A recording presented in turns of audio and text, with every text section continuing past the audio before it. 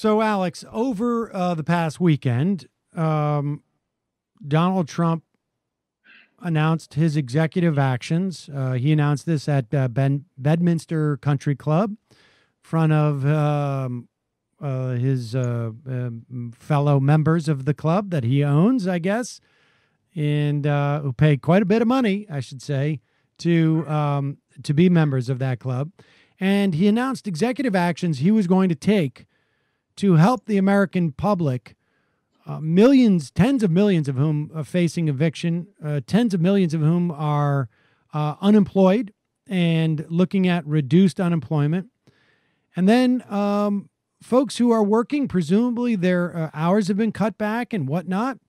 And he announced that he was going to, I guess, by a function of essentially an emergency measure, which allowed the Treasury to collect taxes not on April 15th, but I believe it was on July 15th this year, a similar measure which would allow the deferral of Social Security and Medicare payroll tax, 6.2% for employers, 6.2% for employees, to be deferred until after he gets reelected in some time.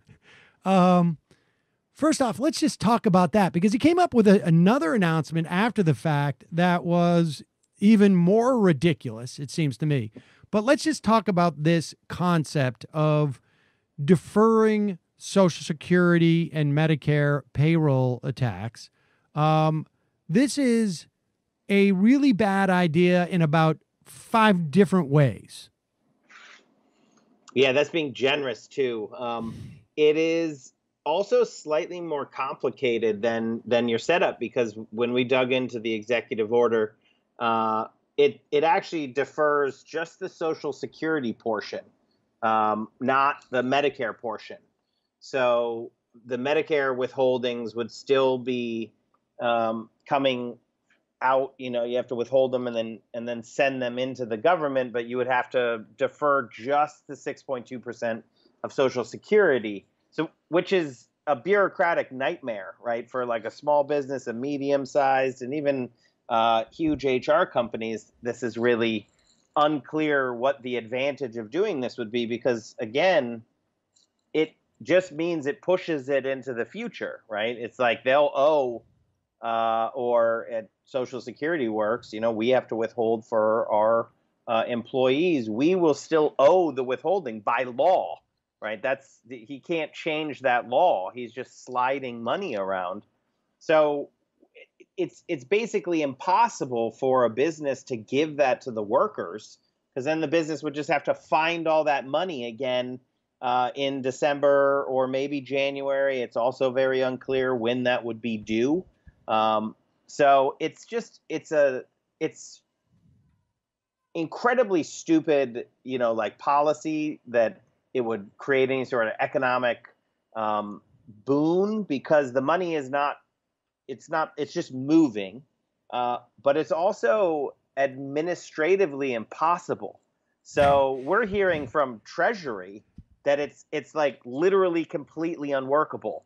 And so I predict that you're going to see because what the executive order actually does is it instructs Treasury to figure out how to do this. And I predict that what you're going to see is that Treasury is going to like put out a statement that says, you know, you're the greatest boss ever, Donald Trump. By the way, businesses, you don't have to do this because it's impossible. Right. And so that's the payroll. That's what he announced. He signed a piece of paper. So there's 2 scenarios. One is Treasury says this is optional and everybody opts out. To those who opt in, all they're going to do anyways is put that money in escrow, because me as a small business owner, I'm responsible even for the employee side of this. Never mind just my side. I'm responsible for the employee side. And I'm going to tell them, like, look, you got to, you know, I either going to do this now, or I got to take out 45% from exactly. your paycheck, in 6 months or 7 months. And so I'm just going to put it in escrow, or I'm just going to send it in and let them credit me when they credit me. But there's no way that, and then even then, it also seems ridiculous, because how much money are we actually talking about that there's no reason for these people? Like, if I was to give my employees that money, how are they going to pay that extra money back 6 or 7 months ago? Like, the economy's not going to be that much better then. It's not like they're going to have savings at that point. It is completely unworkable. And so is this just like, I mean, let me ask you this. I mean, you're a smart, astute political analyst. Who is this for? Yeah. Who, I mean, like, who is, it's not actually going to reach anybody. Anybody who understands anything about this stuff, who pays attention. Was it literally just for the people at his golf club? It really is. And I know whose ideas this is. I've been calling them the Three Stooges of the Apocalypse, which is not funny, haha, because man, are they driving bad policy. But it's Stephen Moore, Larry Kudlow, and Peter Navarro. Primarily, it's Stephen Moore, though, who's just been driving the so-called payroll tax cut. And, I know all of your listeners know this, but the payroll tax is actually a misnomer in itself, because this is our money. It's FICA, the Federal Insurance Contribution Act, because we pay into it and then it's there for us. It's our money. But Stephen Moore has been pushing this payroll tax cut the entire time. And if you look back, this is like the third time that Donald Trump has brought up the payroll tax cut. So he's just literally looking for like where he can graft it on, because it only has one aim, which is to actually destabilize and just gut punch or gut shot the Social Security system, and just make it, cause chaos, do what his postmaster general is doing to the post office to Social Security, but have it maybe have a sheen that people don't know. They hear only the tax cut part of it. They don't, payroll tax cut versus income tax cut. It's like all they hear is tax cut, which is why we really spend a lot of time trying to get people to understand that what he's talking about is just diverting our dedicated stream of revenue into Social Security. So he's just stealing the Social Security money in whatever way he can. And can we get to the second part of it? Because we were all looking at this EO, the executive order, I'm sorry, and like everything that you've said is exactly right. This is not workable. It doesn't actually have any economic stimulus effect, because the money is not going into the economy. It's just shifting around. And, it doesn't have any real effect. So we were expecting all that, and we were going to hit him on the unworkable stuff. Can I tell you what he then said? Yes. In this part, I got to say, I like the idea of like, I'm going to pretend like I'm doing something, and I'm going to say, I'm giving you, if you get a payroll, you're going to get, if you get a paycheck, you're going to get a tax cut. And hopefully you won't notice that you're actually not getting a tax cut. But somebody somewhere will hear words tax. I mean, I can understand that. And I also had an alternate theory that maybe, every Bedminster membership at his golf club came with one press conference every 6 months, sort of like, one of those bonuses. And so he had to do something just to justify their $300,000 membership. But when he followed it up with what you're about to tell us, I got to tell you, I was sort of shocked. This is not what you do if you're trying to win an election, it feels like to me. Yes, we were in the same boat.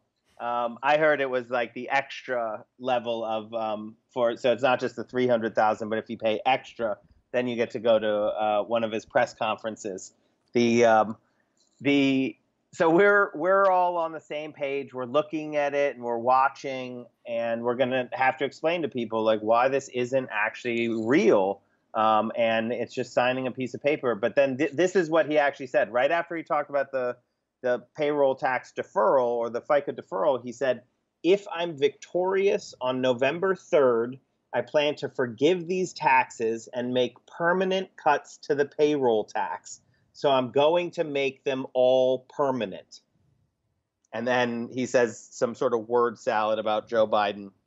And then he goes back down and reiterates, in other words, I'll extend it beyond the end of the year and terminate the tax.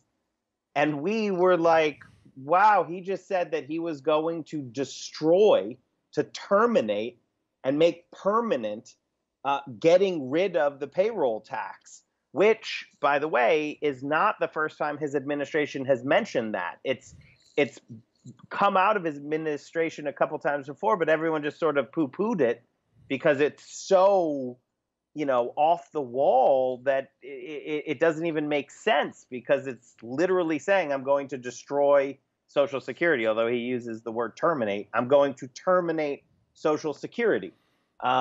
And that's what he said. I mean, just to be clear for folks, that the FICA payments are essentially like insurance premiums, and the social insurance that you're buying is you are guaranteed to not live in abject poverty. When you get older than 65 years old, you could actually take it earlier, a couple years earlier, but you are guaranteed not to live in abject poverty. That's the insurance you're buying, because you can never know. You could lose all your money in a stock market crash or medical problems or whatever it is. But with Social Security, and if you don't pay your premiums, if nobody in the country pays their premiums, there's no way to maintain that Social Security fund that will pay off your benefits if you end up reaching retirement age and living longer. And this is 4 years, Sam. That's what it would be without the pay. 4 years, Social Security is gone, right? So under his promise, he's victorious November 3rd. He terminates the payroll tax. In 4 years, everybody's Social Security payments goes to zero. All future payments gone, all current payments gone, right? I mean, this is like the most reactionary plan that anyone has ever come up with for Social Security. It's just the utter destruction of it. In 4 years. That's what he stood at that golf club and promised, and got claps and applause for promising to terminate Social Security. Do you think there's been enough, communication of this idea that is there an awareness of what he said? Because one would imagine, like, I know in his mind he's like, I'm going to bribe people. If they vote for me on election day, I promise that I'm going to forgive all those taxes and get rid of all these taxes going forward. But it's essentially saying to, someone in a hot air balloon, I promise you, I'm going to cut off the source of all that hot air. And so you're not going to have to put, fuel in that fire anymore for that hot air that's keeping the balloon afloat. As soon as you cut that off, the balloon starts to sink very rapidly. I mean, is it being reported that way? Is there anybody walk this back? Or is it just they're just going to let it hang out there? Two things on that. And there's two big questions whenever we face something like this that we're looking at Social Security works. How are the corporate media going to screw it up? At what magnitude are they going to, let it just get away with it or just be terrible? And then how are the Democrats going to seize it? And are they going to wield it correctly, or are they going to sort of, step on their own foot? And I'll start politically. Joe Biden immediately put ads in Florida explaining that this is the destruction of Social Security. And Democrats across the country just picked it up and are hitting him with it. And it's helpful that Chuck Grassley has said that this is literally raiding Social Security, because it is. So you have Republicans saying that that's what he's proposing.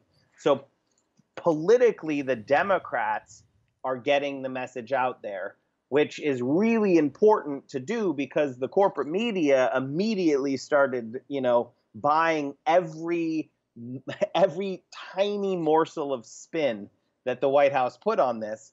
So immediately they put on people onto TV to clean it up, right? And they're like, oh, he didn't really mean make permanent cuts to the payroll tax. I know he said make permanent cuts to the payroll tax, and then they explain it, and Chuck Todd nods along and is like, yeah, that does sound okay. And so the corporate media was definitely whitewashing this. But Donald Trump does have this amazing ability to hoist his advisors on their own petards, if you can use that way. Because I call it the walk back. We've seen it a bunch, right? They went out and they were all over TV being like, oh, we don't mean destroy Social Security. We do not mean that. Then he went back on TV, Donald Trump did, and he said it again. He's like, no, I mean make permanent the payroll tax cut. I'm talking about permanently cutting it. And then you're like, okay, well, are you guys going to actually report on this correctly now? And the jury is still out on that one because we've been contacted by fact checkers who are saying at some point in his word salad, he had a conditional that said may. And so you can't prove that he actually means he's going to make permanent cuts just because he says he's going to make permanent cuts. And, at that point, you throw up your hands. You're like, what more do they have to do to show you what they're planning? And so that's the two sides. The Democrats are getting the message out, and hopefully people are hearing that. But the corporate media are doing their absolute best to try to pretend that this is not what he's talking about. And we should say there has been I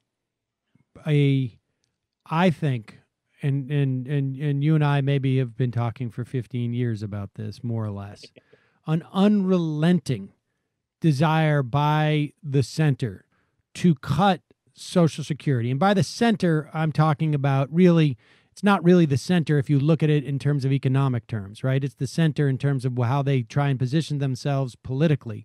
But if you look at it, if you look, instead of looking at it, supposedly ideologically, what you're looking at, and you look at it in terms of like wealth and income, these people have wanted to cut Social Security for doing this professionally.